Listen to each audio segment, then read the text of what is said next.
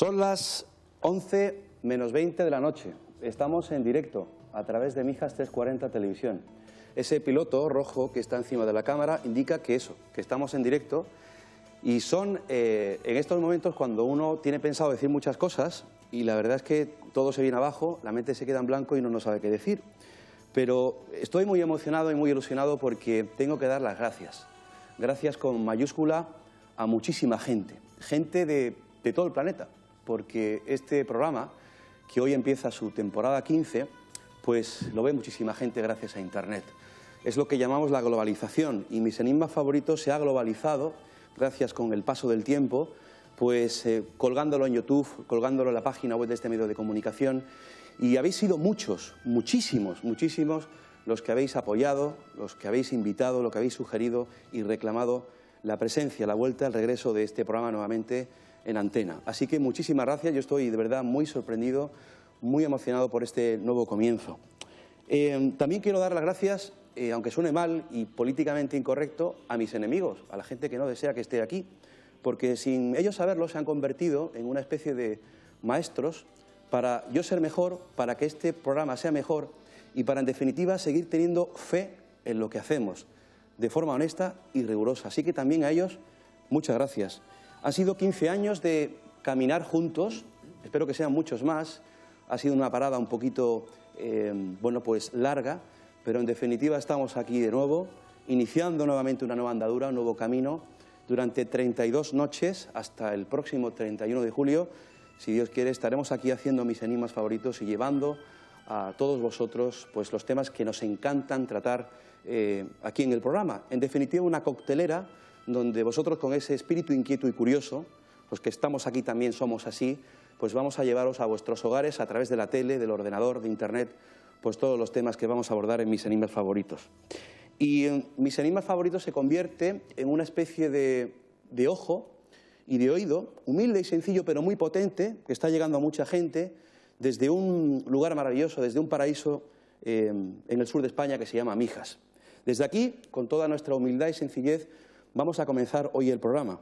Y en definitiva, alguien dijo una vez que el que ama uno lo que hace, tiene fe en ello, pone su corazón en ello y al final llega la recompensa. Y la recompensa es que el programa hoy vuelve a antena, a Mijas 340 Televisión. Jamás pensé que iba a decir esto, pero al menos en televisión. Bienvenidos a la temporada 15 de Mis Enigmas Favoritos.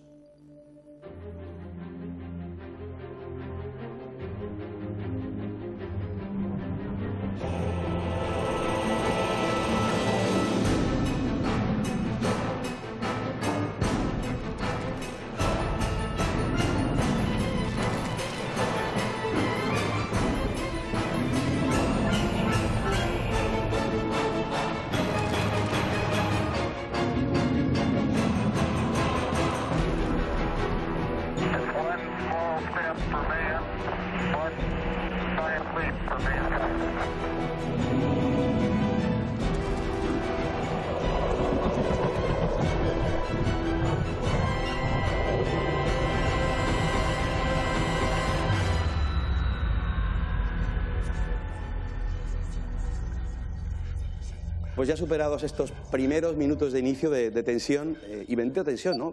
Bendito nerviosismo con el que uno todavía, después de 21 años delante de las cámaras, sigue sintiendo. Vuelven los enigmas, vuelven los misterios y en esta primera edición de la temporada 15 pues contamos con este elenco siempre de buenos colaboradores, investigadores, escritores que llevan ya muchos años en la investigación y en la divulgación de los grandes enigmas y misterios del mundo. Abrimos también nuestras vías de comunicación ya. Recuerden que estamos en directo para todo el mundo. Un saludo muy fuerte a toda la gran familia, cada vez más grande, a través de la red, a través del muro de Facebook. Saludamos a todos, buenas noches y bienvenidos. Empiezo presentando por mi derecha a ya el veterano de este programa, Paco Quevedo, investigador, escritor. Él nos va a traer en todas las ediciones de tertulia y debate y monográficos que vamos a hacer, pues los temas de actualidad, todo lo que tiene que ver con, por ejemplo, con temas OVNI, sección OVNI, y con cosas también muy interesantes que hoy nos trae. Paco, buenas noches. Buenas noches, Luis. Bienvenido.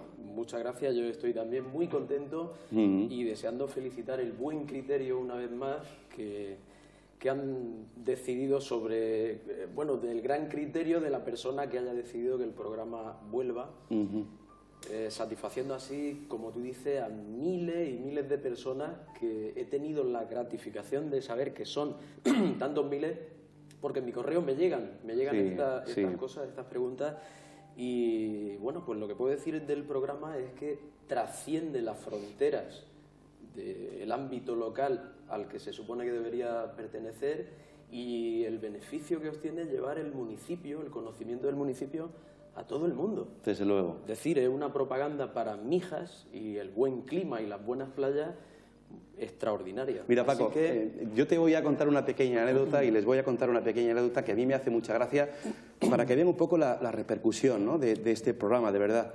Andaba yo por el altiplano boliviano, 4.000 metros de altura, lago Titicaca, Tiwanaku, hablaremos de ello la semana que viene, por cierto, y una gente que estaba ahí viviendo en una aldea, pues oye, me ve y enseguida me reconoce. Mire, el del programa de mis enigmas favoritos. Y me viene, me saludan y dice, por favor, denle usted saludos al señor Quevedo en Bolivia, ¿saben ustedes? Ahí en pleno lago Titicaca, 4.000 metros. En fin, yo encantado. Increíble, encantado. Increíble. Y es así, es así. Pues Está con un abrazo nosotros, a todos ellos, un abrazo sí, grande, claro que sí. Y muchísimas gracias. Está con nosotros el asesor científico de este programa, el doctor Miguel Ángel Pertierra, escritor y también investigador. Un placer tenerte aquí nuevamente en el programa, Miguel Ángel. La verdad es que es un placer estar aquí con vosotros. Por una vez no voy a discrepar con Paco, estoy totalmente de acuerdo en lo que ha dicho, y la verdad todo un gusto de compartir contigo y con los demás y con los televidentes también. Esos momentos de televisión y bueno, también de estos enigmas que yo creo que vamos a disfrutar todos. Desde luego que sí. Está con nosotros otro veterano del misterio, muchos años ya investigando, sobre todo lo que tiene que ver con la vida después de la muerte. Es escritor y se llama Enrique Muñoz. Enrique, buenas noches. Hola, buenas noches. Bienvenido. Mariano. Muchas gracias y encantado de estar otra vez aquí en tu programa, que bueno, ya sabes que llevamos años y años nosotros, desde el 90 y tantos por ahí, desde que empezamos en otras televisiones, y que son muchos años ya.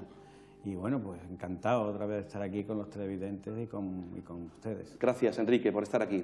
Y también está con nosotros otro veterano del programa. Recuerdo la primera edición de Mis enigmas favoritos, allá por el año 99.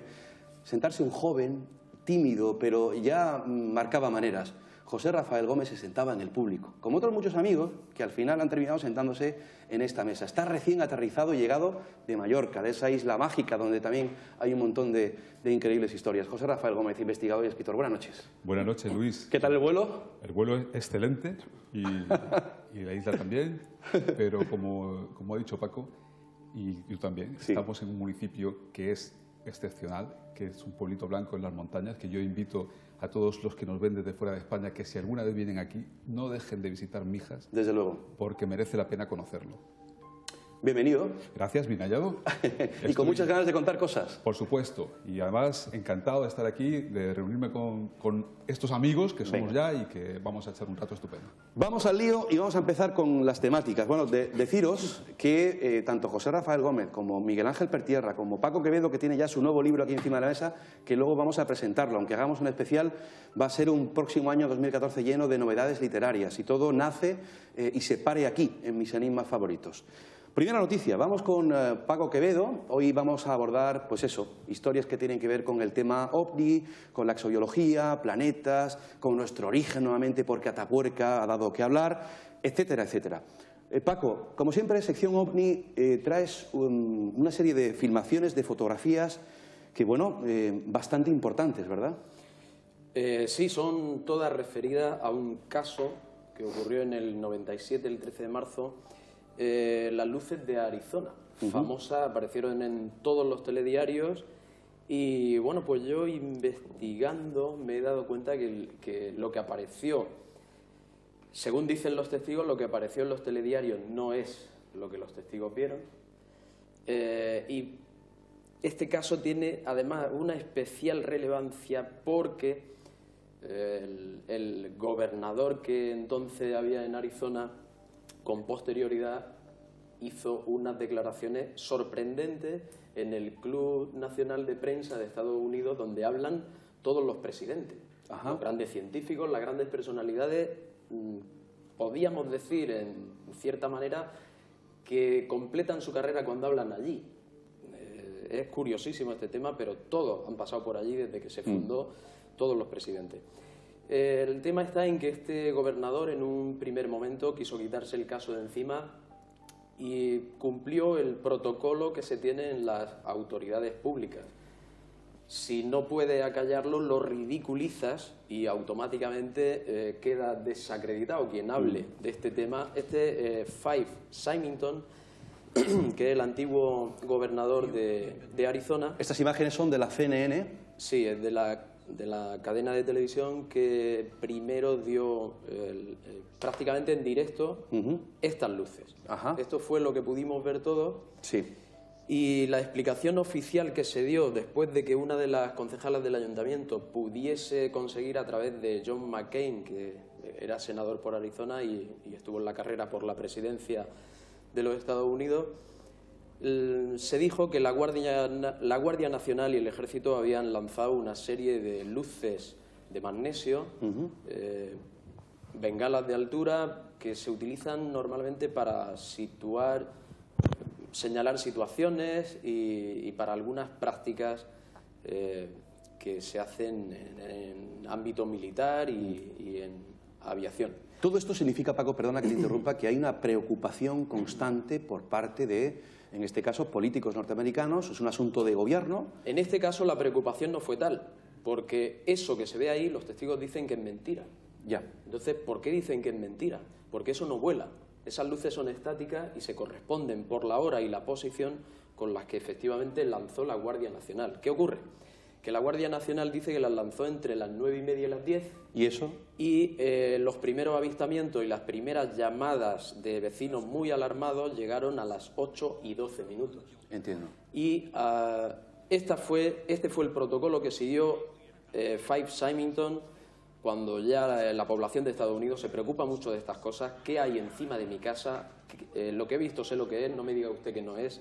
Entonces, para eliminar la histeria, dice textualmente este hombre que para acabar con el tema y eliminar la histeria creciente, montó una parodia. Uno de su propia plantilla se vistió de marciano y les dijo a todos los periodistas y a través de los medios: esto es para demostraros que os estáis tomando unas simples luces demasiado en serio. O sea, cortina de humo, silencio y, en definitiva, manipular la opinión pública. Eso es. Desviar la atención. Pero esto tiene una segunda parte que es para mí de verdad importantísima. Fife Symington fue testigo del hecho y lo reconoció unos años después. Aquí es donde está concediendo la entrevista a uno de los periodistas que más se ha preocupado del periodismo libre, de libertad de información real. Si hemos visto un aparato de estas características, vamos a decirlo. ¿Por qué esconderlo detrás de esas luces que efectivamente son luces de magnesio lanzadas por el Ejército y la Guardia Nacional? Bueno, pues resulta que el gobernador de Arizona está viendo la tele en su casa. Ahí lo vemos, fue elegido con el primer presidente Bush, el primer George Bush. Vale. Bueno, entonces este hombre está viendo la tele, ve las luces y coge el coche, le llaman de su oficina, muy preocupado: mire, está llamando, hay miles de personas que nos están llamando a ver qué está ocurriendo aquí.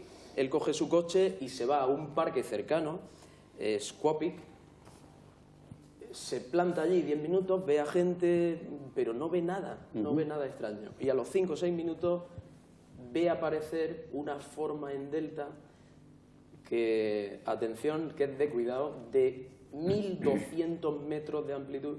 1.200 metros. 1.200 metros, una plataforma inmensa con unas luces del tamaño de un camión embutidas. Él ha sido piloto y en las declaraciones que hizo en el Club Nacional de la Prensa de Estados Unidos dijo que en sus años de piloto dijo dos cosas para mí importantísimas. En todos los casos OVNI que he tenido la oportunidad de investigar un poco a fondo, los testigos que de verdad han visto un aparato fuera de lo común dicen que ante la presencia de ese cacharro y su perfección se sienten sobrepasados y tienen un tipo de sensación que casi roza una tranquilidad extraordinaria y una admiración absoluta. Esto dice el mismo Symington años después que sintió. Paco, vamos a ver ahora fotografías, gráficos, dibujos. No deja de ser curioso, y lo hemos abordado muchas veces en el programa, de quién copia a quién. Es decir, ¿son los militares norteamericanos quienes copian esa presunta tecnología alienígena o es al contrario? Lo digo porque en el 47, como saben ustedes, como sabéis, nace la era moderna ufológica con ese avistamiento que tiene Kenneth Arnold en el 47 de esos 9 discos voladores. En realidad no eran discos, eran alas volantes. Y esto tiene mucho que ver con lo que estás hablando. Sí, tienen formas en delta. En delta, sí, efectivamente. Y de hecho los Estados Unidos, esto es una recreación de lo que pudo ser aquello muy fiable. Hay una grabación, no sé si la va a pasar, esto es una recreación también de cómo era exactamente el aparato. Ajá. El aparato sobrevoló todo el valle donde está la ciudad de Phoenix. Sí. No estuvo estático. Estuvo estático a lo mejor unos minutos encima de algunas casas y los vecinos se metieron alarmados, llamaron a la policía, llamaron a la oficina del gobernador. Pero yo insisto, para mí lo que además le da a este caso más relevancia es 10.000, aproximadamente se cuentan 10.000 testigos. El mismo gobernador reconoce que se ocultó porque si alguien de política, dice él textualmente, habla de ovnis, le atacan sin piedad y puedes tener un problema grave, te amenazan con que va a despertar la histeria en la población y que eso no vende. Por eso lo ridiculizó. Sin embargo, él dice que lo que sintió en el parque, lo que vio, le cambió su visión de la realidad. Y cuando estaba haciendo la parodia del marciano, se estaba arrepintiendo en ese mismo momento. Ya. Porque estaba mintiendo a los ciudadanos. Lo reconoció después, públicamente, y dijo que su sentimiento, lo que vio aquel día, hay que decirle a la población que él advierte en esa conferencia, le pide al gobierno que se ponga de acuerdo con el resto de gobierno y, por favor, empiecen a decir que hay cosas que no conocemos y que nos están visitando. Las dimensiones son enormes. La sentencia del caso, Paco, es que es auténtico. Yo no sé si Miguel Ángel, José, por el Enrique, número de testigos, ¿tenéis alguna pregunta? Indudable. Y todos coinciden desde distintos ángulos, porque lo vio toda una zona grandísima de la ciudad, desde Maricopa hasta el sur de Phoenix, por donde desapareció. Coinciden en forma, tamaño, tipo de luces, colocación de las luces, etcétera. Esto que estamos viendo es muy interesante. Esto se supone que es el TR6 Telos. Telos viene de Transatmospheric Electrogravity Low Observability Surveillance Platform. Bueno, no está mal tu inglés, no está mal. Mi inglés es fatal, estoy aprendiendo y mejorando, pero todavía me lío. El caso es que esto significa que sería una plataforma de vigilancia de baja observabilidad transatmosférica y sustentada por electrogravedad. Madre mía. Esto es una cosa que han sacado, pero han copiado la forma. Es imposible que los Estados Unidos hicieran algo así. Ya tienen satélites para observar lo que quieran. ¿Para qué van a gastarse un dineral en hacer algo de tal tamaño? ¿Preguntas, reflexiones? Yo dos preguntas, Paco, porque ya no por el tamaño ahí sale 1.500 pies, unos 500 metros. Eso es lo que tiene la cola, sí, unos lo 450 metros claro, de un... pero sale una fotografía muy parecida al superbombardero B-17, en pequeño tamaño. No voy a decir que lo hayan malinterpretado, pero curiosamente es muy parecido. Pero también en una época, estamos hablando del año 1997, donde, hombre, no existían los móviles como ahora, pero en Phoenix seguro que alguien tendría una cámara para hacer una foto.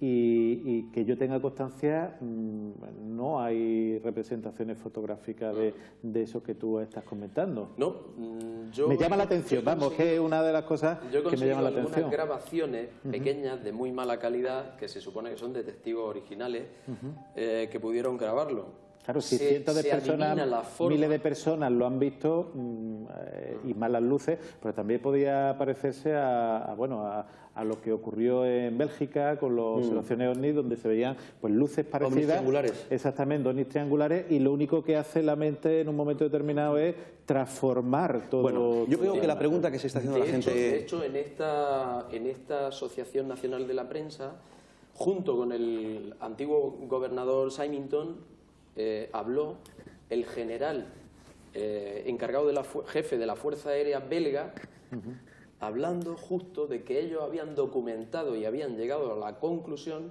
de que esa forma en delta se les escapaba continuamente y correspondía a una máquina, con total seguridad, que no era de las conocidas por ningún ejército del mundo. Eso lo dijo el general de la Fuerza Aérea belga. ¿Y la Fuerza Aérea lo...? José. Sí, bueno, lo que has contado, ¿no?, de que han intentado ridiculizar, ¿no?, el avistamiento y todo esto entra dentro de la política que se sigue prácticamente desde el principio, ¿no? El informe Signo, que fue el primero que hizo el gobierno de Estados Unidos, que pidió la Fuerza Aérea y que estuvo formado por militares y por civiles. Hablamos de Estados Unidos. De Estados Unidos. Llegó a la conclusión de que de esos 200 y pico casos que avistaron, una inteligencia extraterrestre estaba detrás de un porcentaje de ellos, y eso fue conocido y dado a la opinión pública. Pero eso fue el primero y pecó de ingenuo. A partir de ahí, las altas esferas, ¿no?, de Estados Unidos se dieron cuenta de que eso no podían decirlo, no podían admitirlo, y a partir de ahí empieza la maniobra de ocultación. ¿Y en qué consiste? Pues ha consistido en todas estas décadas en ridiculizar el fenómeno y al mismo tiempo que se ridiculizaba a los testigos, en dictar normas, por ejemplo, a la JANAP, estoy acordando de la JANAP 145, que esta obliga a los comandantes de aeronave y de embarcaciones, si tienen un caso de avistamiento ovni, a no divulgarlo, a divulgarlo a través de la vía militar. En la aviación, en todos los contratos de gente que va a trabajar en aviación, compañías civiles o militares, hay una cláusula que le advierte de que no se puede hablar de ningún caso de avistamiento, no se puede hablar del tema ovni. Pero Paco, eso es muy útil porque ridiculizar algo así, con un muñeco... A ver quién se atreve a decir algo de ese estilo que se va a reír todo Dios de ti. Y si algo tenemos miedo, ya que se rían de nosotros. Seguimos hablando del fenómeno OVNI. ¿Tú querías apuntar algo rápido? Es que me llama la atención en un lugar como Arizona, que se supone que la Guardia Nacional, y en otra de las explicaciones que habían lanzado esa bengala de magnesio por un avión, que no haya aparecido ningún caza, ningún aparato. Sí lanzaron 2 cazas. Y además en Scramble. Es más largo. Lanzaron desde una de las bases, recibieron tantas llamadas diciendo, oye, que en la autovía tal estoy viendo tal cosa gigantesca. Fueron 2 cazas y hay una grabación en la que uno de los miembros de la unidad de radar, cuando volvieron los cazas, advirtieron que lo habían perseguido. El gobernador dice que cuando lo vio en el parque vio a esos 2 aviones perseguirlo y parecían auténticas pulgas al lado de este cacharro. El señor de la base dice que uno de los comandantes que persiguió al vehículo describe el vehículo justo como lo hicieron los testigos, 5 luces colocadas de tal manera, y vino tan nervioso que ordenó que inmediatamente se cerrara la base. ¿Y por qué no ha trascendido hasta...? Las grabaciones están. Pero ¿por qué no ha trascendido? Estamos en 2013. No ha trascendido porque hay autoridades que no conviene decir que mi espacio aéreo se lo saltan como quieren y no puedo controlar lo que es. Eso genera mucho miedo. Y por último, la Guardia Nacional, fíjate qué curioso. Se reciben las primeras llamadas a las 8:12. Se empiezan a recibir un rosario de llamadas crecientes hasta las 9. A las 9 la Guardia Nacional recibe la llamada y la orden de hacer unas maniobras lanzando bengalas. Y curiosamente las bengalas no las lanzan de cualquier manera, sino simulando la forma que le han dicho que tienen que simular en el horizonte. ¿Tenemos una opinión de Enrique? De todas maneras, siempre Estados Unidos ha encubierto mucho el sistema OVNI, incluso el astronauta que viajaba en el Apolo 14, Edgar Mitchell, pues abiertamente dijo que verdaderamente había OVNI, que el gobierno de Estados Unidos lo encubría, y se ha encubrido muchísimas cosas e incluso han puesto en cuarentena a pilotos, a astronautas, para que no hablaran del caso. Y bueno, pues es algo. Bueno, las manifestaciones de Gaz Mitchell han sido brutales, es decir, claro, son bueno, de un calibre bastante importante y gordo, ¿no? Es decir, no estamos hablando de cualquiera, claro, es decir, de alguien que su testimonio es muy importante. Vamos a hacer una cosa, tenemos que concluir nuestra primera parte aquí, ha pasado muy rápido. Leo algunos comentarios que se están produciendo en el muro de Facebook, que está hoy que echa fuego, normal, es el primer programa. David del Río escribe: lo importante es captar los ovnis hoy. Juan Moreno escribe: me recuerdan esos objetos a las alas Orten, curiosamente, a las alas volantes. Sí. Miguel Ángel Cabral Fernández escribe: me gustaría saber qué dicen de este caso, digno de película Encuentros en la tercera fase, los pseudoescépticos, aquellos que disfrazan el sano escepticismo que tiene que tener todo buen investigador y lo transforma en pura negación de este tipo de realidades imposibles. Muy bueno esto que dice, porque además me recuerda también a que los militares, y me da igual de qué país, sobre todo, claro, estamos hablando de Estados Unidos. Tú sabes, Paco, que muchas veces se han encubierto maniobras militares utilizando la pantalla OVNI. Es decir, es más incómodo decir a la prensa que se han visto marcianos y un OVNI de origen extraterrestre que es que se ha soltado un misil al otro lado, ¿no? Por ejemplo. Claro que sí, pero hay casos que el mismo gobernador lo dice. Él ha sido piloto de joven, ha volado en cazas y dice que algo como lo que él vio y de ese tamaño es imposible que se pueda construir por ninguna tecnología del planeta. Claro, claro. Pero sí es cierto que los Estados Unidos, pues claro, te montan unas maniobras para probar cierto aparato y te lo ocultan ahí. Vamos, para mí el misterio es que todavía haya pseudoescépticos y escépticos. Que lo nieguen, ¿verdad? Claro, que lo nieguen, porque se puede discutir qué son, qué no son, ¿no? Qué es lo que está detrás del fenómeno, pero que el fenómeno es real y que existe y que hay casos indudables, claro, no, eso es simplemente estar informado, nada más. Yo me quedo con lo que decía muchos de los testigos y con lo que acabó diciendo el gobernador en su rueda de prensa. Si hay algo que no conocemos, vamos a admitirlo y vamos a estudiarlo. Claro. Hacemos en nuestro primer alto del camino con esta reflexión de Paco. Realmente ustedes se preguntarán ahí en casa quiénes son los pilotos de esas naves, de esos ovnis, y el misterio. Regresamos en unos minutos con más noticias interesantes. Hasta ahora, amigos.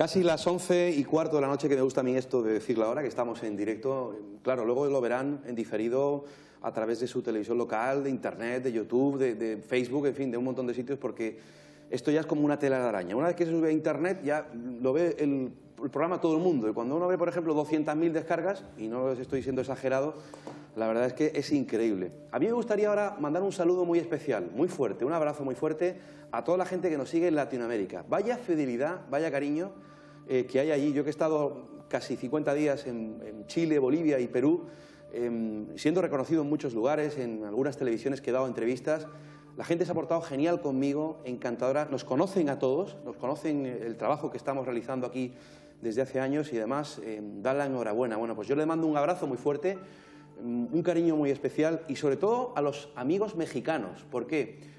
Porque hoy es el Día de la Virgen de Guadalupe, hoy es el Día de la Guadalupana. Así que un saludo muy especial a todos los mexicanos y a esa Virgen tan especial, por lo menos para mí. Tengo algunas anécdotas muy curiosas del año pasado cuando estuve trabajando en Tijuana 3 meses y viviendo en San Diego con la Virgen de Guadalupe. Bueno, comenzamos la segunda parte y aparte de estas anécdotas vamos a hablar ahora de dejar de fumar.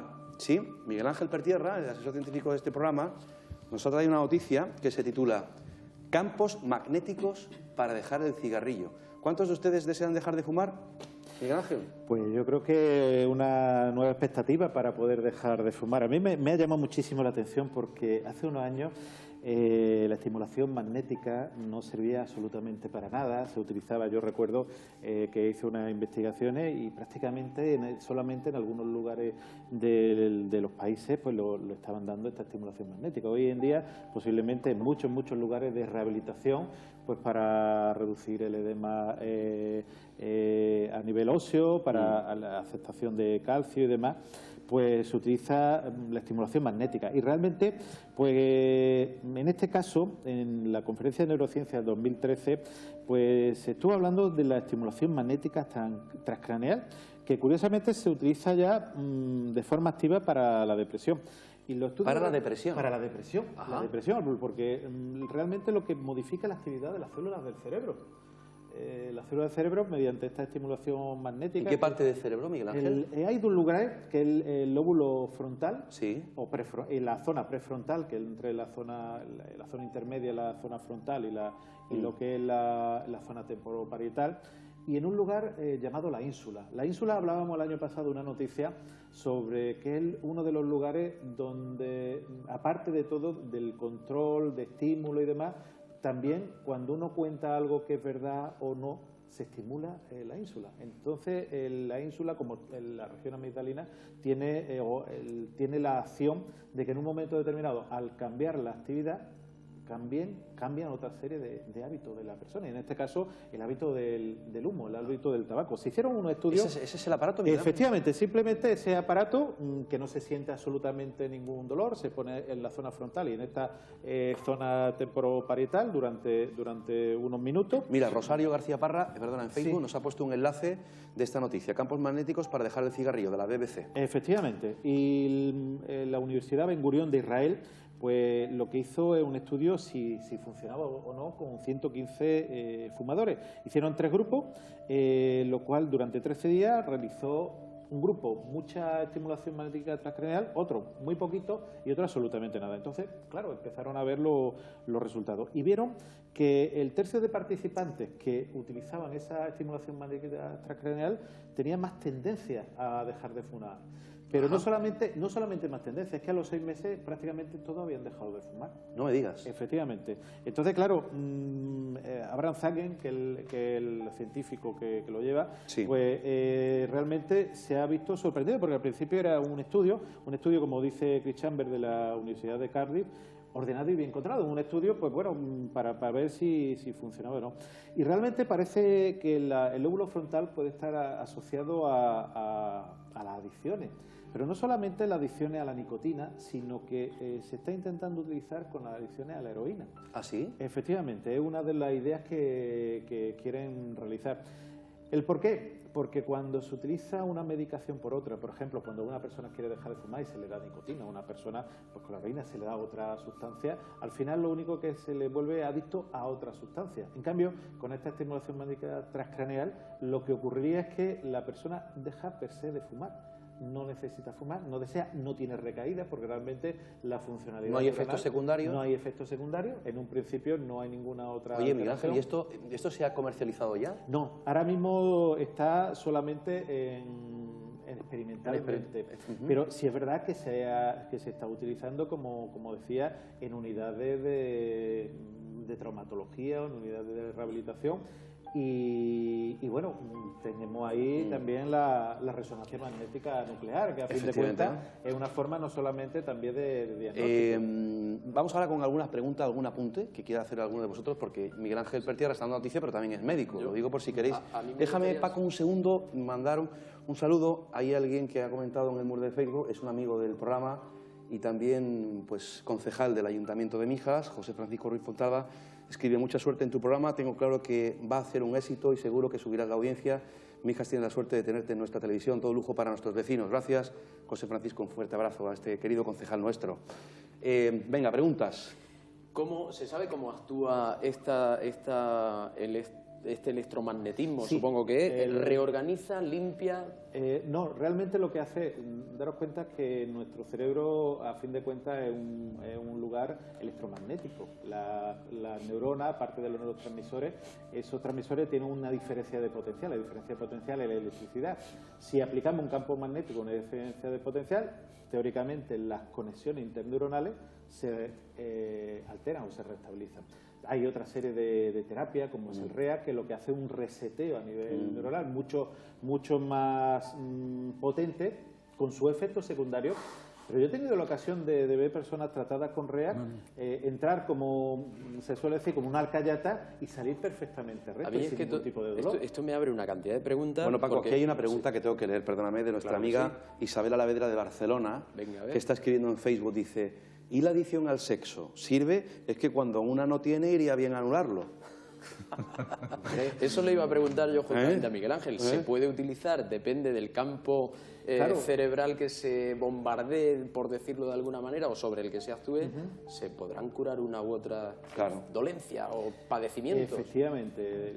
Es una de las ideas que tienen este primer estudio de campo magnético para adicciones. Lo que dice Luis, si en un momento determinado, al nivel en el hipotálamo, a nivel del centro sexual, se estimulase, evidentemente aumentaría la libido en ese nivel. Qué fuerte, ¿eh? Es que Otro sería lo que estamos hablando, ¿eh? Alteraciones neuronales. Pero fijaros, por ejemplo, personas que... O sea, ya la Viagra tiene los días contados. Sí, posiblemente. Un aparatito con pilas puesto aquí y ya la... Daros cuenta, hace poco salía en la televisión y ahora se va a comercializar a principios de año un aparato para que las personas con retinosis pigmentaria, una lesión en la retina, puedan ver y puedan observar. O sea que la electromedicina yo creo que es una cosa fundamental, pero en el mundo del campo magnético, ya digo, el REAC como una electroestimulación eléctrica, pero mucho más intensa, pero el campo magnético podría, incluso esas crisis de pánico que muchas personas padecen, la estimulación de las amígdalas cerebrales reducirían esas crisis de pánico. A mí esto me lleva a otra última pregunta, y es que ¿podemos ser un conjunto de células influidos por una energía que cuando desaparece vuelven esas células al caos y por eso funciona el electromagnetismo? Bueno, Paco plantea un tema para otro programa, ¿eh? Totalmente. Vamos a desembarcar, Paco. Oye, vamos a... Somos energía, al fin y al cabo. José, somos una presencia potencial. Yo quería preguntar, habías hablado de electromedicina, ¿y qué te parece esta nueva moda de los cigarrillos electrónicos? Bueno, ese es otro debate, ¿eh? A mí, de hecho, una de las fotos que le había mandado a Luis era sobre el cigarrillo electrónico. Realmente, aparte del vapor de agua, lleva nicotina y una serie de sustancias. La gran controversia es que, al parecer, hay algunos que pueden llevar una serie de sustancias procarcinógenas o cancerígenas, que pueden producir cáncer. En cambio, salía uno afectado por la Unión Europea, que él defendía que absolutamente no. De hecho, estuve escuchando a un neumólogo creo que era de la Universidad de Jaén, hablando que no se ha encontrado ningún producto procarcinógeno ni cancerígeno. Básicamente usan el propilenglicol y la vaselina, y la glicerina vegetal. El nivel de nicotina descendiente para quitar exactamente. Pero, Miguel Ángel, si utilizan nicotina, lo que están exhalando es nicotina. Sí, pero es que la nicotina es lo que produce el efecto adictivo. Lo que quiero decir es que no se podría utilizar en un lugar cerrado tampoco. Bueno, es que eso es un debate muy... Bueno, porque en realidad hay cigarrillos electrónicos, hay gente que utiliza el cigarrillo electrónico sin nicotina. Entonces, ahora, ¿cómo distingues quién está haciéndolo con nicotina y quién sin nicotina? De hecho, en centro de estudio de la Comunidad Autónoma Andaluza lo han prohibido completamente, el cigarrillo electrónico. Evidentemente, es la nicotina, pero bueno, ante los 500 procarcinógenos que puede cualquier cigarrillo normal, eso es lo que te iba a decir. Había leído un estudio, creo que era del gobierno neozelandés, o que decía que sí, que habían encontrado en no sé qué determinado líquido una pequeña proporción de un carcinógeno. Pero que esa proporción era como 600 veces menos de lo que hay en un cigarrillo normal. Claro, es que lo que está intentando es deshabituar a la persona del tabaco, desde 500, aunque hubiese uno que ya es peligroso, pero la idea es que la persona intente dejar de fumar. Pero incluso parece que lo que se utiliza de la Comunidad Europea y aceptado por la Comunidad Europea los que lo comercializan indica que no hay ningún procarcinógeno. Yo no lo puedo decir porque lo desconozco. Lo que está claro es que el tema es interesante. Marítima Gómez escribe en Facebook: ya me siento más tranquila porque me compré el cigarro electrónico y me va bien, sabiendo que no es malo, estoy contenta. En cualquier caso, una de las mejores decisiones que he tomado yo en mi vida hace 9 años fue dejar de fumar de la noche a la mañana. No me hizo falta ayuda en ese sentido. Y es una cuestión de voluntad, claro, creo, ¿no? Que la principal dependencia que tiene el tabaco es psicológica. Claro. La física en 48 horas desaparece. A partir de ahí, la necesidad de relacionarse, de tener el hábito, de tener algo entre las manos para poder incluso calmar los nervios psicológicamente, porque más que con la nicotina. Dejamos esta noticia aquí, leímos una nueva opinión en Facebook y nos vamos con una noticia de Enrique Muñoz. La periodista, colega y amiga Claudia Madrid Montezuma, desde el Levante, escribe: respecto a lo que estabais hablando hace un momento, parece ser que las emociones afectan a nuestro campo magnético y que además a la inversa ocurre lo mismo. Hoy en día el electromagnetismo es usado para el tratamiento de algunas enfermedades autoinmunes, el lupus, la artritis, la anemia, etcétera. ¿Es verdad? Es verdad. Están utilizando el magnetismo, lo que por cierto, tanto a Claudia como a Marítima, quiero saludarla. Claro. Y realmente se está utilizando para el magnetismo, como decía, hace unos años no servía para nada. Me recuerda mucho a la acupuntura. Yo recuerdo cuando acabé medicina, la acupuntura pues poco menos era un hereje el que lo utilizaba, y hoy en día incluso el sistema de salud nacional se está utilizando. El magnetismo parece igual, aunque hay sus detractores, pero sí se está obteniendo beneficios, y de hecho la persona que lo utiliza está obteniendo una serie de beneficios, una medicina basada en la evidencia. Bueno, se están vendiendo muchas mantas de estas de magnetoterapia y de estos aparatos para... Yo puedo decir que soy usuario del magneto, he tenido una rotura ligamentaria no hace mucho, y realmente tengo que decir que los beneficios son importantes. Hombre, Rafa Nadal... Personalmente, algo personal. Rafael Nadal se ha tratado con electromagnetismo de su lesión, ha vuelto después de 7 meses y ha tenido prácticamente el mejor año de su historia. Una última opinión de una buena amiga arqueóloga que trabaja en el sur de Francia, nos está escribiendo ahora mismo. Hay gente que vive 100 años y fuma, dice, depende de los cigarros que se fume, claro. Y también de la genética. Había un estudio muy simpático que decía: la persona que fuma no tiene Alzheimer. ¿Por qué? Porque la mayoría no llegan a mayores. El que fuma... Yo tenía un tío mío que ya con 84 años intentaron dejarlo de fumar, ¿no? Vamos con la noticia muy interesante, seguiremos hablando del tabaco seguramente. Enrique Muñoz nos trae una noticia que tiene que ver nuevamente con vida extraterrestre, ovnis. Es que, insisto, es un asunto que preocupa al gobierno de los Estados Unidos. Tema militar. El Congreso de los Estados Unidos analiza la existencia de vida extraterrestre. Una vez más, todo este tema de la palestra, Enrique. Sí, la verdad es que el día 4 de diciembre, o sea, hace unos días, pues el Congreso de Estados Unidos pues, se ha decidido de hacer una comisión otra vez para investigar el tema extraterrestre. Entonces ahí ha surgido, como siempre, la misma pregunta: ¿es que existe ahí gente que nos puedan estar estudiando? Bueno, ha habido mucha polémica, luego se han visto ahora a través de la exobiología y a través de los planetas que se están descubriendo ahora últimamente, pues están diciendo de que hay muchos miles de millones de planetas que pueden ser iguales a la Tierra y poder ser habitados por la Tierra.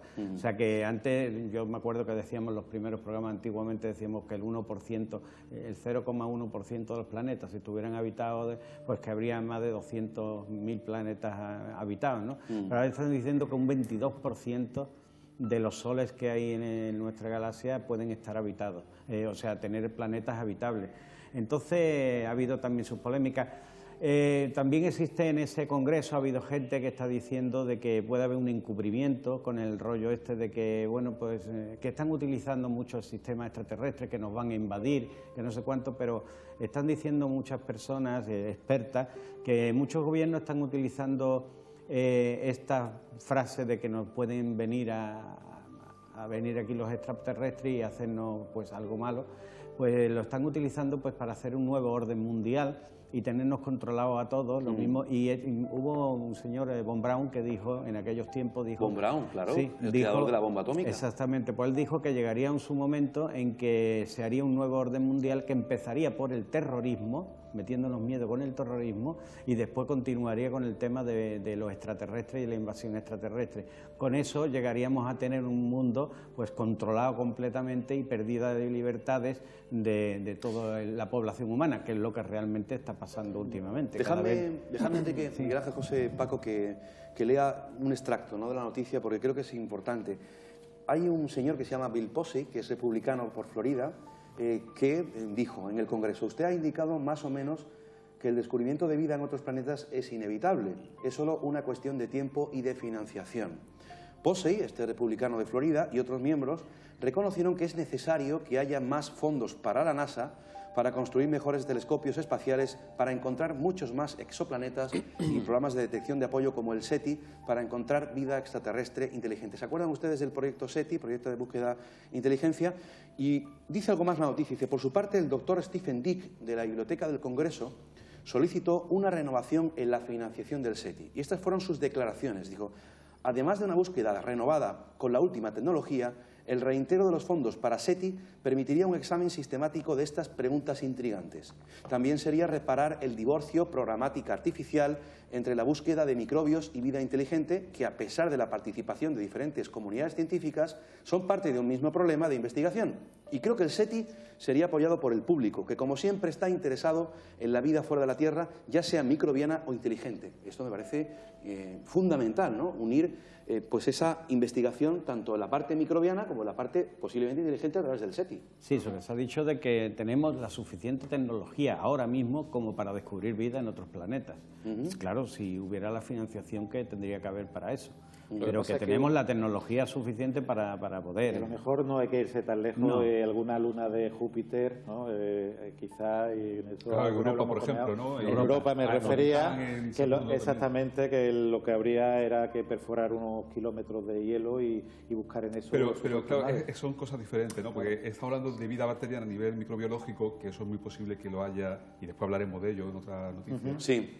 Y otra cosa es la inteligencia, la búsqueda de inteligencia terrestre, son temas diferentes. Incluso el otro día... esta declaración, ¿no?, de ese hombre, lo que viene a decir es que por qué no unificar, ¿no?, dado que hay presupuesto para dos cosas, o sea, sobre todo para la bacteriana, pues que también se la dedicara. A mí me llama la atención que el año pasado, en la temporada anterior, dábamos una noticia de que una carta se escribía al Congreso norteamericano sobre la posibilidad de que hubiese habitantes que viniesen a la Tierra.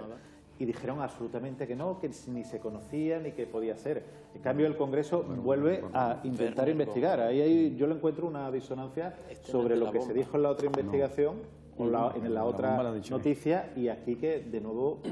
Pero claro, como dice Enrique, esta noticia, para los conspiranoicos podrían decir, bueno, es que el Congreso de los Estados Unidos podría conspirar para implantar esa falsa, presunta invasión extraterrestre, pues con la idea de que, efectivamente, autoridades mundiales pudieran controlar el mundo, ¿no?, de alguna forma. Bueno, eso ya lo están haciendo. Bueno, sí, claro que lo están haciendo. Y mira cómo decía este hombre, que empezaban por el terrorismo. Imaginaos lo que pasó con el 11S para controlar ahora a nivel pues todos los aeropuertos, o sea que cada vez nos van a tener más localizados y todo el mundo pues ya no habrá libertades, que es lo que al final pretenden. Paco. Esto ya lo intentaron, por cierto, Wernher von Braun, creo que era el constructor de los cohetes que acabaron llevando a la Luna, y Oppenheimer, el de la bomba.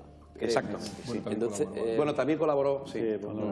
El caso es que ya se intentó esto con la famosa Guerra de las Galaxias que Reagan intentó acordar con Gorbachev, creo que era, y no fue adelante. A lo mejor quieren retomar ese tema y crear una red de satélites con cohetes amenazando hacia el espacio exterior, pero si algo han demostrado esta gente, porque una cosa efectivamente es que haya vida, simplemente vida en otro sitio, y otra cosa es que haya gente por ahí en otros planetas que construye una nave y viene aquí. Y si son esos los que lo hacen, burlan lo que sea, o sea que no va a valer de nada. Enrique, gracias por esta noticia, muy interesante también sobre el fenómeno OVNI, la vida extraterrestre y la preocupación que hay en el gobierno de los Estados Unidos a nivel político. Seguiremos hablando de ello. Y ahora del espacio exterior, pues vamos a hablar de, bueno, yo diría que lo más importante, nuestro origen. Y es que hay un lugar fantástico en España que yo recomiendo visitar, desde luego.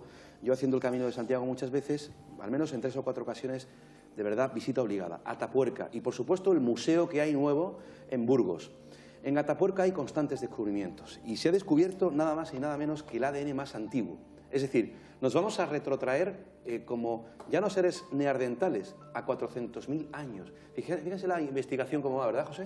Pues sí, por hacer un pequeño, dibujar un poco el escenario, ¿no?, de cómo ha sido la evolución humana, Tenemos 5 minutos, José. Vale, lo que creían los antropólogos, ¿no?, sobre la evolución humana. Primero, hasta los años 50 del siglo XX, es decir, hasta hace muy poco tiempo, se pensaba que el ser humano moderno, es decir, el Homo sapiens, nosotros habíamos evolucionado en Europa.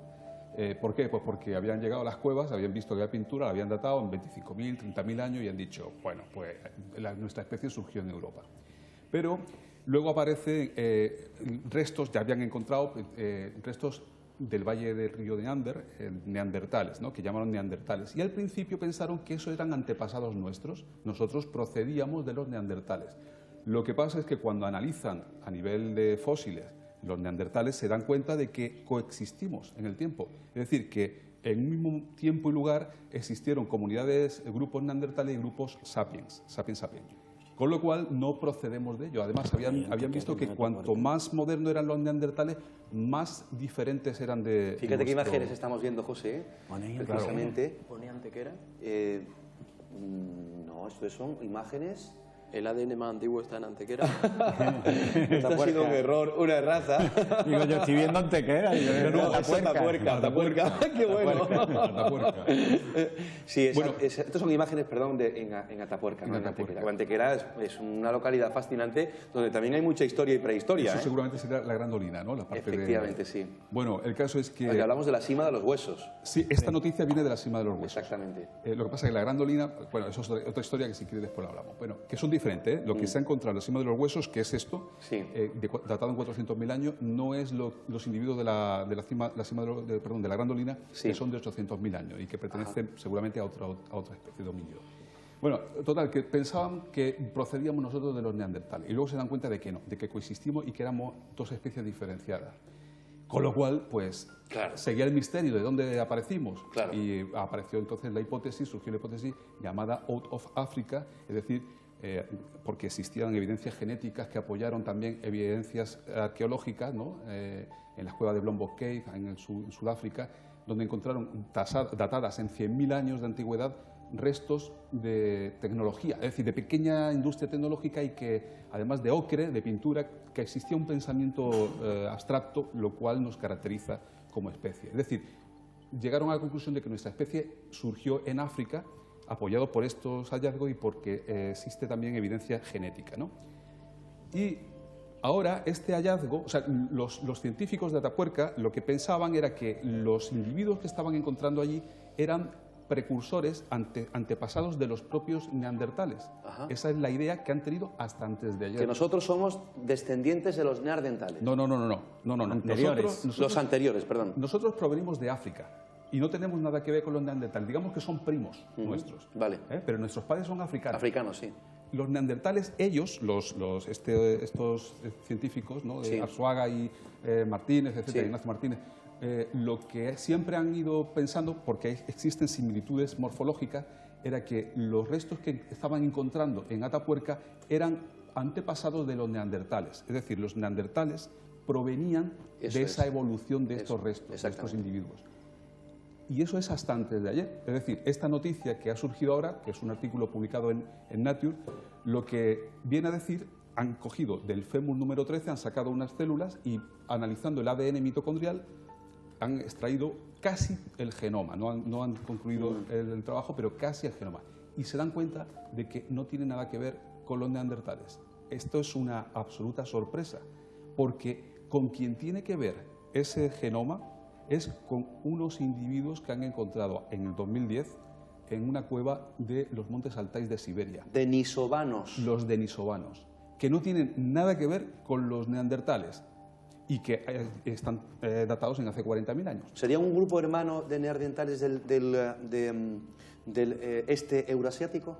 Sería otro grupo que no tiene tampoco nada que ver, serían primos de los neandertales. Es un poco, a lo mejor la misma, esto es un poco especular, porque sí, especular. Ni los propios científicos aún lo tienen claro, ¿no? Los denisovanos serían como primos de los neandertales, como nosotros somos también primos de los neandertales, fruto de una rama distinta de evolución. Pero lo que viene a decir esto es que hace 400.000 años, tú ten en cuenta que si tenemos restos arqueológicos de estos homínidos en Atapuerca, en Burgos, península ibérica, y otros 400.000 o 360.000 años después que están en Siberia, ¿qué viene a decirnos? Pues que esto es la conclusión a la que llega Arzuaga. Hay cuatro hipótesis.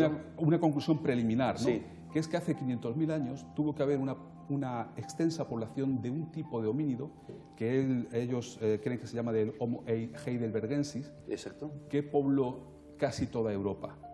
De estos son, por un lado, los denisovanos y luego los neandertales que vienen posiblemente del Homo antecesor, que es los que están en la Gran Dolina, ¿no? Lo dejamos aquí y ahora retomamos la tercera parte, reflexionamos, opinamos sobre esta noticia que de verdad me parece muy interesante porque habla precisamente de nuestro origen y además se produce aquí en nuestro país, en España, Atapuerca. Volvemos enseguida, amigos. Hasta ahora mismo.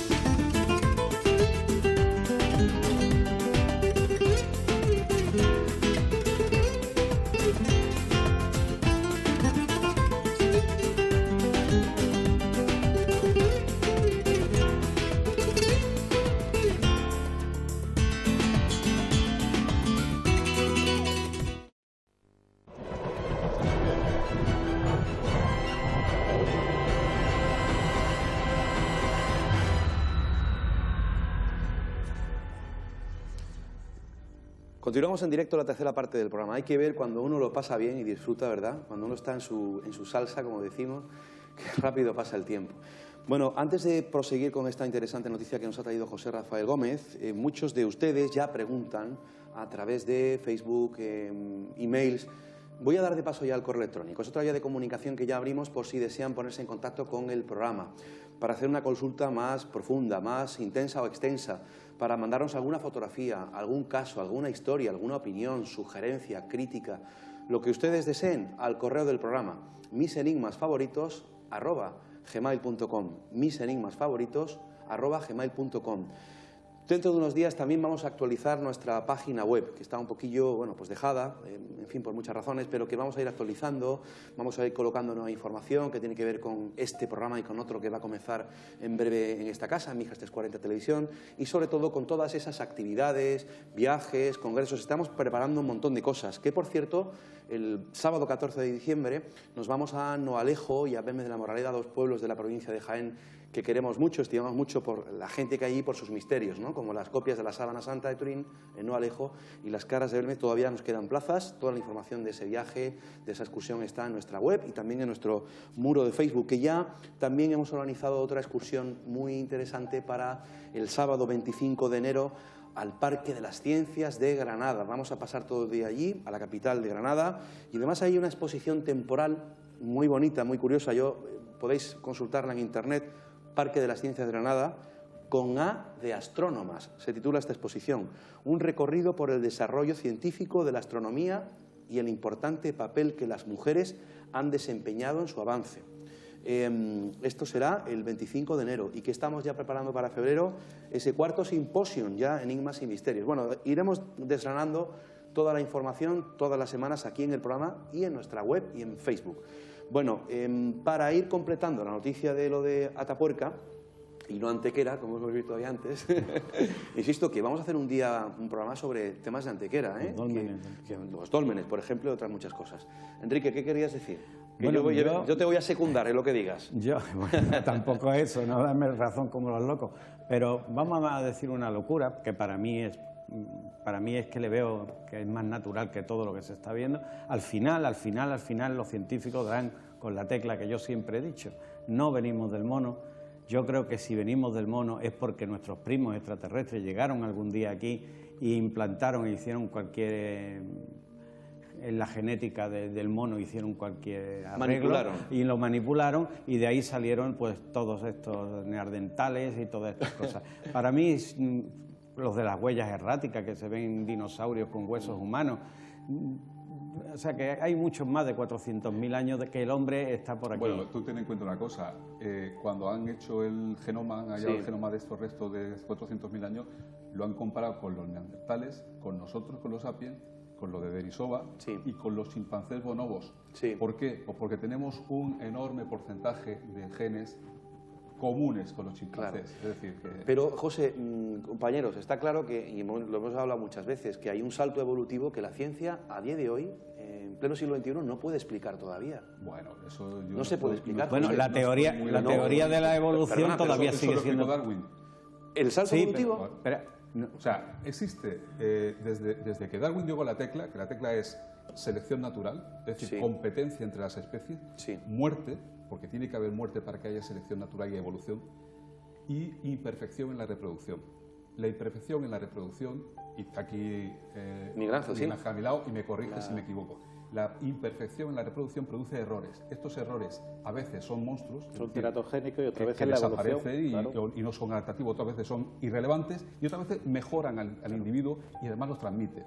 Ese sistema, en un ambiente de competencia, es el que ha permitido que desde una ameba vengamos a nosotros. Pero todavía la teoría de Darwin sigue siendo... Ya está. Sigue siendo una teoría. Diciendo esto, yo no me puedo quedar aquí porque yo tengo escrito artículos en los cuales hablo de la panspermia dirigida y que además creo que es una buena idea, es decir, que puede estar detrás. Diciendo todo esto, yo no descarto que en esa ameba primigenia, no hablo de que nos hayan saltado al mono, está claro que provenimos de ahí, pero que en esa ameba primigenia ya existieran mecanismos y que además esa ameba se haya podido incluso mezclar con organismos extraterrestres posteriormente. No lo digo yo, esto lo dicen astrobiólogos actualmente. Y que haya una inteligencia detrás de todo esto, yo no lo puedo descartar. Evidentemente no lo afirmo ni lo niego. Sencillamente me declaro... En este caso agnóstico, yo no tengo la información suficiente, pero incompetente. Desde luego no la puedo negar, no puedo negar de que esto es posible, ¿no? Bueno, pero yo digo que la teoría de Darwin todavía sigue siendo teoría. No es... Claro, ¿te parece poco, Enrique? No, es una teoría, o sea, esto es así. Pero se piensa que es plausible.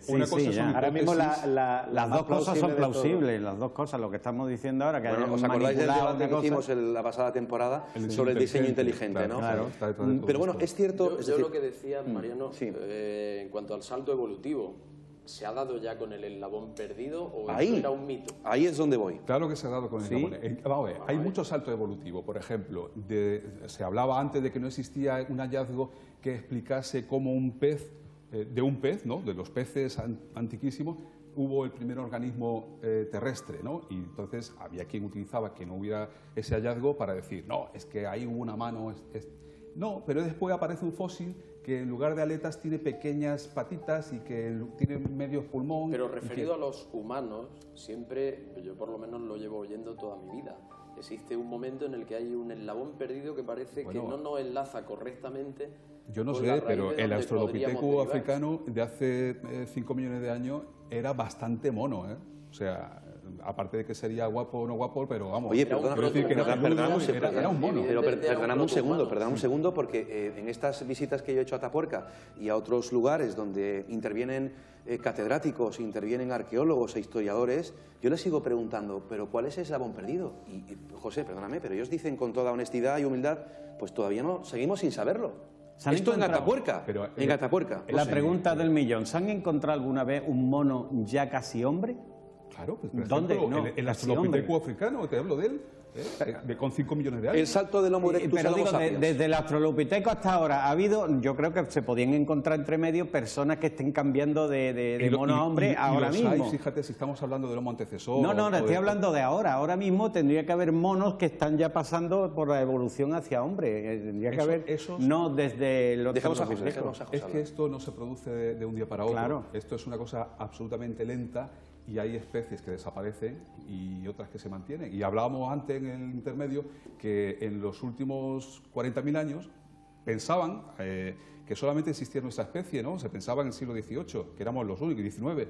Y en los últimos informes, con esto de del 2010 de Denisova, es que ya van por 4 especies humanas diferentes en los últimos 40 Tenemos una años. amiga que está en este momento en el sur de Francia, es peruana, limeña, pero vive en el sur de Francia precisamente y está haciendo trabajos, creo que es arqueóloga y también antropóloga. Si nos está escuchando o viendo, por favor, yo quisiera la opinión de ella con respecto a este debate que ya se ha abierto aquí. Es que es un debate fascinante y abierto porque, sinceramente, hay muchas líneas de investigaciones abiertas, pero nada claras. Desde un punto de vista heterodoxo, hemos debatido aquí la antigüedad del ser humano, la hemos retrotraído en el tiempo, hemos analizado esas evidencias arqueológicas un poco prohibidas, imposibles, de esos adelantos en esas épocas y, de alguna forma, esas evidencias arqueológicas apuntan a que, por ejemplo, el ser humano coexistió con los dinosaurios. Esto es una barbaridad, pero... Bueno, pero es que eso...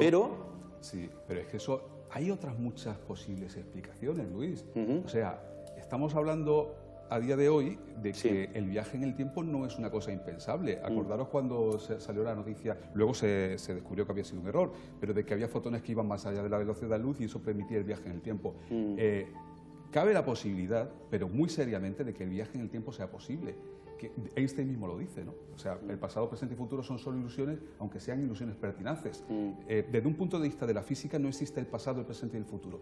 El universo es como un inmenso plano en el que todos los hechos que se han producido, que se están produciendo y que se van a producir, ya están ahí plasmados. Precisamente ese viaje en el tiempo podría permitir perfectamente que alguien hubiese dejado un martillo, como hay unos par, ¿no? O, por ejemplo, en el río Paluxy, en Estados Unidos, se ven huellas de humanos y huellas de dinosaurios. Sí. O, por ejemplo, la investigación que hizo Lorenzo en la selva de Perú, donde precisamente se ven a unos hombres primitivos pintados como cazando un... Bueno, pero eso es interpretativo, de acuerdo, de acuerdo. Úrsula Sandoval, esta persona que está en el sur de Francia, escribe, claro, yo entiendo que es difícil escribir en el Facebook y estar viendo el programa a la vez a través del ordenador. Dice, pero creo que ya no deberíamos pensar en términos de eslabón perdido. La teoría de Sitchin también sigue siendo una teoría, está respondiendo alguien en el muro. Y bueno, es una clara manifestación de que también se ha abierto el debate, ¿no?, aquí en Facebook. Oye, que nada, que lo que tenemos que hacer es otro debate, otro monográfico sobre este asunto. A mí me llama la atención que los procientíficos hablen del viaje en el tiempo como algo no fantástico, así tan abiertamente, y luego les da miedo hablar de extraterrestres y todas estas cosas. ¿Cómo? Pero no lo digas por mí, porque yo te acabo de decir antes que... Sí, era por ti, hombre. Ah, va a ir por mí. Pues de extraterrestres yo te puedo decir, siempre lo he dicho... Yo sé que tú eres proclive. Mira, la reflexión que hace Miguel Ángel Cabral Fernández, yo creo que es la reflexión que nos hacemos todos. Dice, creo en Darwin, pero hay algo que sigue sin estar explicado. Esa chispa que hizo que bajáramos de los árboles y comenzáramos a honrar a nuestros muertos, a representar la realidad de su mundo en lo más profundo de las cuevas. Ese salto infinito. Es muy bonito lo que dice. Pero es que es real también. Sí, pero... La toma de conciencia, tiene una curiosidad, claro. La evolución. La evolución tiene una curiosidad para mí, y es que hemos pasado de tener hijos que crecen rápido, hablando de los homínidos, crecen rápido, son fuertes, son ágiles desde prácticamente el nacimiento, y hemos ido perdiendo esas posibilidades que parecen muy buenas naturalmente para defenderse, y tenemos hijos que son durante muchísimo tiempo muy débiles, necesitan infinidad de cuidados. A cambio nos hemos hecho más inteligentes, pero fíjate qué curiosidades tiene esto de la evolución. Es que esto de por qué bajamos de los árboles, eso es muy bonito, muy interesante, y yo voy a dar una respuesta que a muchos no les va a gustar, sobre todo a los vegetarianos. Úrsula Sandoval dice, esperen, los neandertales también honraban a sus muertos. Sí, por supuesto, eso es totalmente cierto, y lo hablamos antes, ¿verdad? Sí, que pero tienen más capacidad craneal que nosotros. Pero los neandertales ya eran humanos, se puede decir que ya eran totalmente humanos. Por cierto, llega un momento en el tiempo en el que dejan de existir, que estábamos hablando antes, y eso a la ciencia le queda por explicar también. Sí, eso es un misterio a día de hoy. Pero decía que ¿por qué bajamos de los árboles? Pues aunque ya te digo que puede haber a los vegetarianos no gustarle la idea, pero lo que nos hizo bajar de los árboles fue comer carne. Lo que nos hizo evolucionar y que apareciera la inteligencia, es decir, que el cerebro de ese mono que comía hojas y fruta llegase a prosperar, ¿no?, y evolucionar y hacerse más grande y más complejo, fue comer carroña, porque las digestiones, y esto Miguel Ángel sabe más que yo de esto, las digestiones se hicieron mucho más rápido, era muchísimo más nutritivo, no necesitábamos mucho más energético. No necesitábamos tener los enormes estómagos que tienen, que tienen estos tipos de homínidos, ¿no?, para digerir los vegetales, y al reducir nuestro paquete intestinal y hacernos mucho más eficaz nuestra alimentación, nuestro cerebro empezó a crecer, ¿no? Bueno, seguiremos seguramente en próximas ediciones hablando de, por supuesto, el misterio del origen del ser humano y de todas estas noticias que se están produciendo, ¿no?, como esta de que el ADN más antiguo está en Atapuerca, aquí en España. Nos quedan 12 minutos de programa y, como siempre, muchas noticias que hemos preparado, no va a dar tiempo, pero del asunto que vamos a hablarles a continuación es un asunto serio, un asunto preocupante. Lleva muchos años ya en la palestra informativa, se han hecho debates en televisión y la gente se sigue preguntando ¿qué son esos chemtrails? ¿Saben ustedes lo que son los chemtrails? Pues Paco nos va a hablar de ello, porque el asunto parece ser más serio de lo que es, ¿no, Paco? Yo la primera vez que oí hablar de los chemtrails, que llamamos en español y que en inglés creo que es algo así como chemtrails, de chemical trial, que sería algo así como estelas químicas. Lo que nos están fumigando. Lo que pasa es que esto, que si utilizaran la palabra correcta que se definió al principio, no se asociaría al tema OVNI. Curiosamente se ha contraído, se le llama chemtrail, y en cuanto alguien habla de esto, automáticamente está orientado al tema OVNI, esotérico y cosas que no se deben creer. Imagínate, Paco, que tenemos todo el público del programa ahora mismo físicamente en el plató. Sería imposible, pero le haríamos esta pregunta. ¿Cuántos de ustedes han salido de casa, han mirado el cielo y han visto precisamente eso que hemos visto en imágenes? Esa imagen que hemos visto última, la del pajarito, es muy, muy interesante, porque, mira, yo la primera vez que oí hablar de esto, efectivamente, dije, es una trola, no me explico quién puede pagar algo así para dejar en el aire, vete a saber qué, sin garantía de que caiga donde él ha dispuesto que caiga. ¿Por qué van a hacer esto y quién paga eso? Por supuesto, si alguien hace algo así, tiene que haber un interés económico por medio. Claro, te pone a investigar, a ver, no lo creía, te pone a investigar a ver qué ocurre con esto y te encuentras con información a punta pala de que desde 1958 los Estados Unidos ya empezaron a hacer una cosa curiosa: inyectar hollín, estudiar la inyección de hollín en los huracanes para de esa manera alterar su temperatura y con ello romper el sistema de alimentación del huracán y hacerlo menos potente. Posteriormente, en el 62 y hasta el 83, diseñaron un protocolo conocido como proyecto Storm Fury. Esto trataba de continuar estas investigaciones y conseguir una tecnología que debilitase los ciclones y huracanes, y entonces desarrollaron el famosísimo yoduro de plata, que hoy día utilizan, cuando uno se preocupa de ver quién lo utiliza, pues lo utilizan hasta muchos aeropuertos de gran tamaño para disolver la niebla, para hacer una pequeña tormenta más débil, o incluso hacerla desaparecer. Manipular el clima. Efectivamente. Desde 1975, Estados Unidos y Canadá firmaron un acuerdo auspiciado y declarado en las Naciones Unidas para intercambiar información sobre toda actividad relacionada con tecnologías capaces de variar el clima. En el 77 incluso la ONU dictó una resolución, la 31/72, por la que, viendo lo que se podía liar con esto, prohibieron el uso militar de las tecnologías que alteran el clima, y esta resolución se firmó el 18 de mayo del 77 y se ratificó el 17 de enero del 80. Hoy en día existe un organismo en Estados Unidos llamado Administración Nacional Oceánica y Atmosférica, que se dedica única y exclusivamente a controlar todo lo relacionado con este tipo de tecnologías y su uso por empresas civiles. Es decir, le temen. Bueno, hay una realidad. Entre otras muchas cosas. Has hablado de la NOAA. La NOAA se dedica a eso que dices y a otras muchísimas cosas. Bien, pero a esto también.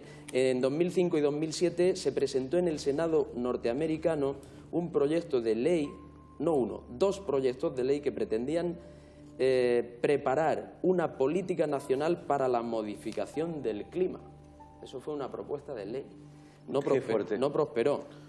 Pero es que, tirando un poco más de información, te encuentras que el Instituto Tecnológico de Massachusetts propuso hace unos años un sistema que evitaría por completo que una pequeña tormenta acabara formando un huracán.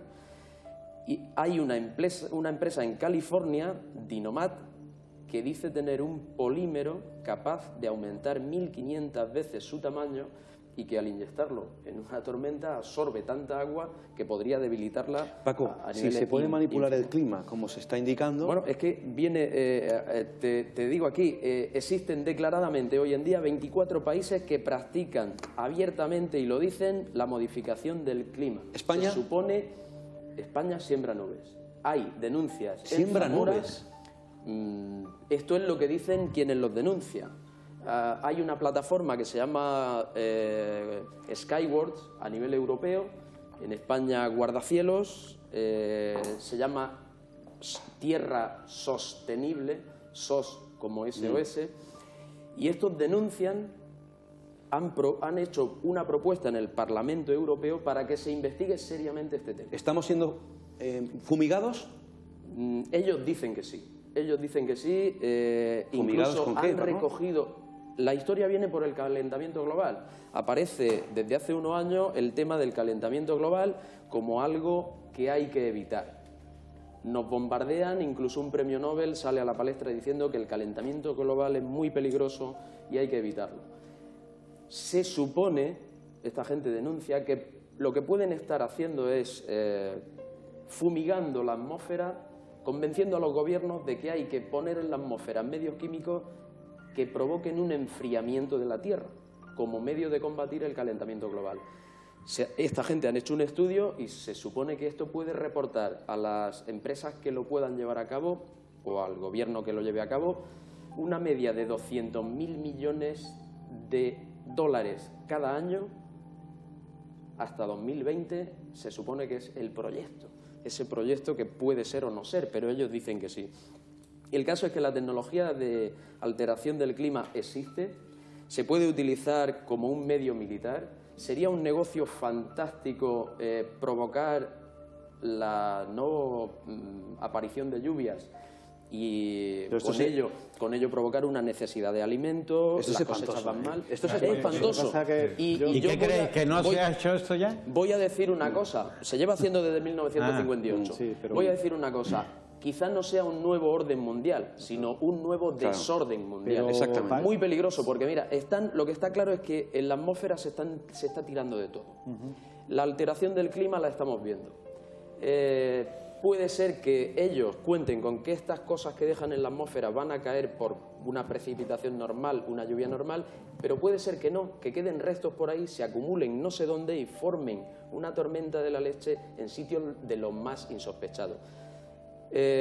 China, que ya lleva la delantera declaradamente en el tema de siembra de nubes, yoduro de plata, hielo seco, etcétera, te garantiza que puede alterar el clima y provocar lluvias donde quiera. Incluso nevadas copiosas, Paco, han dicho. bébete un poquito de agua, que hoy ha cenado lengua. Hoy ha cenado lengua, Paco. Es que no me da tiempo. Deja hablar. Mucha información. Sí, tiene mucha información y está siempre muy documentado. Rápidamente. Venga, José y Miguel Ángel. Perdón. Venga, que nos quedan 2 minutos, ¿eh? Mira, cuando desgraciadamente tiraron las Torres Gemelas, ¿no? En 2001, en septiembre de 2001, cerraron el espacio aéreo de Estados Unidos durante, creo que recordar que fueron 2 días. Sí, sí, 2 o 3 días. 2 o 3 días. Bueno, en esos días las temperaturas que se tomaban en todos los... Es verdad, recuerda aquello. Esas temperaturas aumentaron o disminuyeron. Ya no me acuerdo si era aumentaron o disminuyeron en 1 grado. Con lo cual, evidentemente, estamos cambiando un poquito el clima. Nosotros hemos hablado varias veces de esto. Sí, ¿no? sí. Y en ese aspecto no se puede negar. Sí, hay una pequeña variación, muy leve, pero sí la hay. Ahora, que exista, que es lo que yo tengo entendido por los chemtrails, una inteligencia, un plan orquestado con no se sabe qué objetivos oscuros para manipular a las opiniones, a la gente, para que... En fin, yo eso... No es manipular a la gente, lo único que está es creándose la conciencia global de que el calentamiento climático es real y hay que combatirlo. Y quien tenga la tecnología para combatirlo va a recibir una cantidad de dinero horrorosa. Aquí hay un montón de compañías que incluso las podéis encontrar en Internet anunciándose como que te libran de una tormenta en tus cosechas. Yo no voy a negar que... Aerosystem Incorporated, Atmospheric Incorporated, North American Weather Consultants y así hasta 20 y tantos. Vamos a ver, yo quiero plantear, por ejemplo, la imagen que teníamos aquí detrás. Dos preguntas importantes. La primera es que yo no sé si existe o no los chemtrails para diseminar lo de los yoduros de plata. Pero seguro que tú en el cielo, Miguel Ángel, alguna vez has visto esas estelas. En Zamora hay un sitio en el que han presentado una denuncia porque ha llovido literalmente un polígono de producción. Es lo siguiente, muchas de las imágenes que están saliendo son fumigaciones a una altitud impresionante, 10, 15, 20.000 pies. Donde no deberían formarse esas estelas de condensación. Las corrientes de aire pueden llevar lo que se fumigue a cualquier parte. Pero da igual, porque se trata de evitar los rayos por solares. ejemplo, en Vietnam, Estados Unidos fumigó la selva de Vietnam con el polvo naranja a baja altura. Por lo cual, ¿qué sentido tendría fumigar? Pero es que no hablamos de una fumigación al personal, no hace falta que llegue hablamos abajo. de evitar el calentamiento global. Sí, pero bueno, esa es una teoría que tú tienes. También hay otra teoría que dice que se está vacunando a las personas por medio de esos chemtrails. Que tenemos claro que vamos a hacer un monográfico sobre cambio climático y chemtrails. ¿Os parece? Bien. Teníamos varios monográficos por asignar, pues uno va a ser este porque levantan pollo. Nada más porque me la mandaron... ¿Cómo de grande la cosita? 2 líneas, a ver, medio minuto. Venga. Me mandaron, Paquita Olmos y Meli me mandaron una noticia que supuestamente hay unos aviones ucranianos que fueron obligados a aterrizar por el ejército indio y otro obligado a aterrizar por el ejército nigeriano. Supuestamente, si esta noticia es cierta, se puede encontrar en Internet, bien escrita y supuestamente bien documentada, donde estos aviones... Internet no es signo de veracidad. Ahí está, no, gracias. Internet es la mina de la mentira.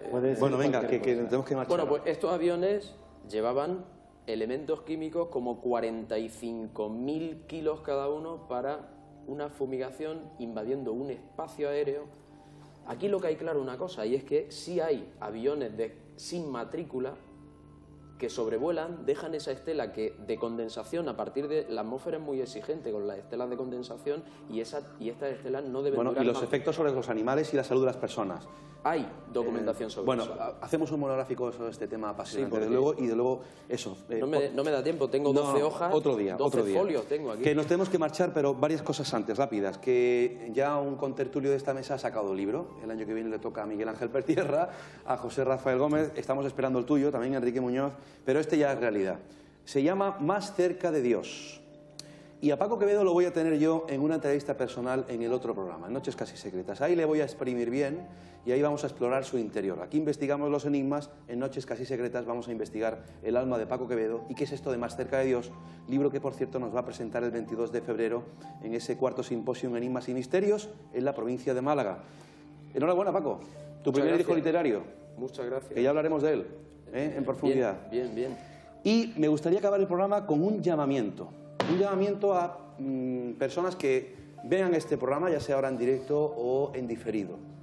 Vamos a hacer un experimento muy interesante. No les voy a revelar todavía el qué, pero intuyo que va a ser un experimento muy positivo, muy bueno y además con un fin noble.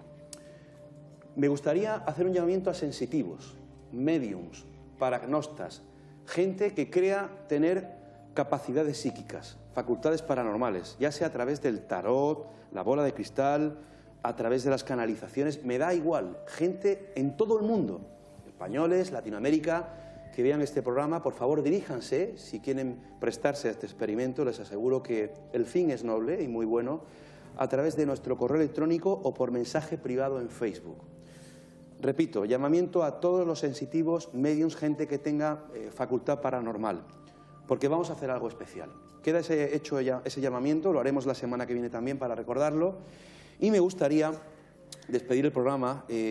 Bueno, no voy tampoco a ampliar mucho una reflexión personal, pero sí dar nuevamente las gracias, de verdad, con mayúscula, a toda la gente que ha querido que este programa esté en antena. Yo voy a ser muy sincero, pensé que no iba a regresar, por lo menos aquí a Mijas 340 Televisión.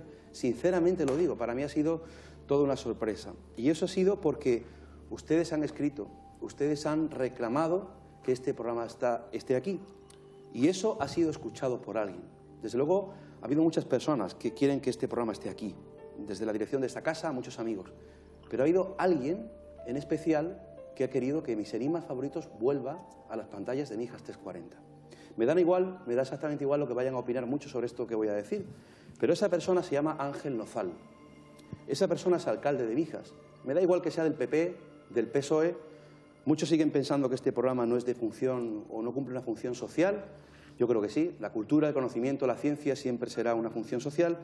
Y creo que en este acto que ha tenido inteligencia y sobre todo de escucha Ángel Nozal y todo su equipo, que forma parte del equipo de gobierno del Ayuntamiento de Mijas, ha querido que este programa y el otro, un hermano gemelo a esté en las pantallas de 340. Así que, Ángel Nozal, gracias por hacer este sueño posible para mucha gente, que no es el mío ya solo, sino el de mucha gente. Créanme. Un abrazo muy fuerte de todo el equipo que hace posible Mis enigmas favoritos. De corazón. Gracias. Hasta la semana que viene.